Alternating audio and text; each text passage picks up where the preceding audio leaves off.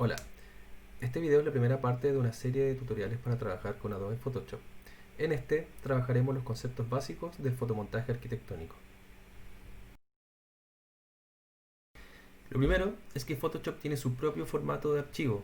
En el formato Photoshop permite almacenar información de, por ejemplo, las modificaciones de color, imágenes recortadas, máscaras de recorte y varios otros elementos que son los elementos que componen el fotomontaje. ¿Qué significa esto? Que con este formato Photoshop el programa nos permite volver a editar una imagen de manera infinita o todas las veces que queramos. De esta manera podemos solucionar errores o podemos seguir avanzando de manera intermitente en nuestro trabajo.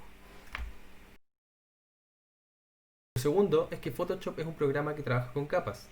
Todas estas capas se ordenan de manera secuencial y van con una prioridad desde la que está más arriba de la lista hacia la que está más abajo. Por ejemplo, en esta lista que tengo acá, si es que yo moviese la capa de personas bajo la capa de edificio, empezaría a tener un problema. Las personas desaparecieron porque ahora están detrás de todas las otras demás capas. Si yo la muevo sobre edificio, empiezan a aparecer, pero aún hay elementos como el frente que están superponiéndose sobre estas personas. Es por eso que en Photoshop es muy importante el orden y la secuencia en la que se ordenan nuestras capas. Lo tercero son los colores. Como ya habíamos hablado antes, podemos modificarlo las veces que queramos o cuando queramos. Entonces, por ejemplo, si es que yo encuentro que las personas de mi fotomontaje ya está terminado, están demasiado, los colores están demasiado saturados o demasiado vivos, por así decirlo, yo puedo modificarlos sin ningún problema. Simplemente tengo que encontrar acá dentro de las capas la persona que quiero modificar y en los ajustes de color de esa capa puedo arreglar lo que a mí me parece que no está bien. Por ejemplo, acá le estoy bajando la saturación a la imagen o puedo dejarla en blanco y negro. Esto nos permite poder ir modificando y avanzando nuestro fotomontaje todas las veces que queramos.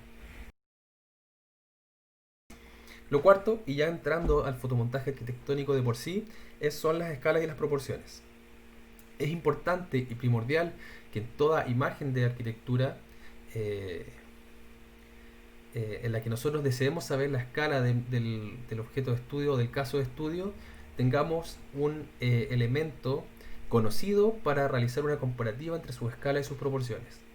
En este caso, en la imagen que estamos observando son las personas. Estas personas nos permiten distinguir cuáles podrían ser las medidas que tiene el edificio. Por ejemplo, esta persona que está acá.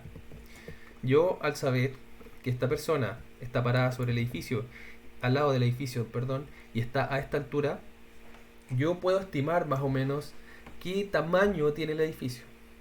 Si es que yo no tuviera a esa persona ahí, o a ninguna de estas personas, hay otro elemento en esta imagen que nos permite saber su escala y sus proporciones, y esas son las texturas. Como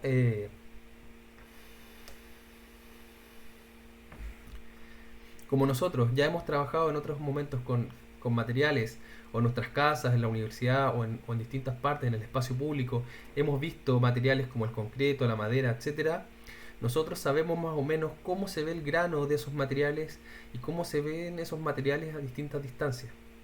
Entonces, es muy distinto ver el concreto como lo estamos viendo ahora a que si yo cambiara la escala de ese concreto, como lo voy a hacer ahora, y por ejemplo tuviese este. Si es que yo tengo una imagen como esta, además de que su calidad disminuyó, yo no puedo distinguir bien cuál es su escala porque los poros del concreto, que suelen ser pequeños o suelen ser piedras o imperfecciones, están a una escala exageradamente más grande que la que tienen en la vida real. Entonces, este efecto entre los materiales y las personas, animales o objetos inanimados que conocemos su escala, como por ejemplo un teléfono, un zapato, etcétera, nos permiten saber de qué tamaño es la obra arquitectónica que estamos observando. Otro concepto importante es la iluminación y las sombras. Por ejemplo, en este fotomontaje no toca la oportunidad de que todas las personas están proyectando una sombra, pero sí nos podemos fijar que en estas personas que están adelante tienen una sombra. Además, el edificio al que nosotros estamos trabajando eh, tiene una luz que está llegando a las caras de la derecha casi siempre, ¿cierto? A estos planos que tenemos en esta dirección, llega con mayor intensidad que a los planos que están en la otra dirección. ¿Qué significa esto? Que lo más probable es que la iluminación de nuestro fotomontaje deba venir de la derecha, ya que tenemos que imaginar que hay una fuente lumínica, que sería en este caso el sol, que está iluminando el proyecto desde esa posición. Al nosotros ser conscientes de eso, podemos saber que las sombras que van a proyectar las personas van hacia la izquierda y no van hacia la derecha. Si es que las pusiéramos hacia el otro lado, tendríamos problemas con la concordancia de las sombras y luces de todo el fotomontaje. Asimismo pasa con las montañas que están en el fondo y siempre hay que tener cuidado con que los elementos, ya sean de fondo, el edificio o las personas, tengan una concordancia lumínica. Finalmente, el último concepto que veremos en este video resumen es la perspectiva aérea. ¿Qué es la perspectiva aérea?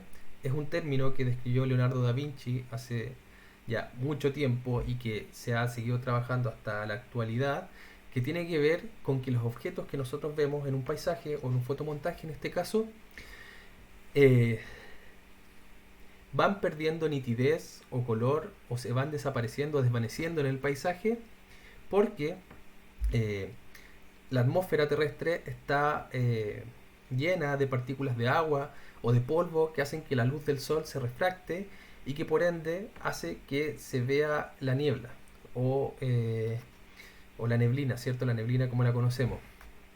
¿Qué significa esto?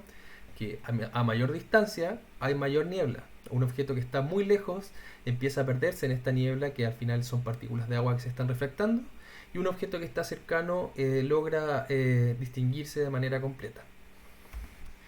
¿Qué significa eso? Que en un fotomontaje siempre tenemos que tener claro que los objetos que están más adelante son más nítidos que los objetos que están en el fondo. Si yo, por ejemplo, en este caso de trabajo, apagara toda la niebla que hay en el fondo, yo no podría distinguir con claridad cuál montaña está delante de la otra. Si se fijan acá, estas dos montañas empiezan a estar en el mismo plano, porque no tenemos cómo distinguir en perspectiva cuál está detrás de la otra. Bueno, esos son los primeros 6 conceptos que vamos a estudiar de manera general y de manera resumida, para en una segunda parte de este video o de estos tutoriales pasar ya a la composición del fotomontaje arquitectónico.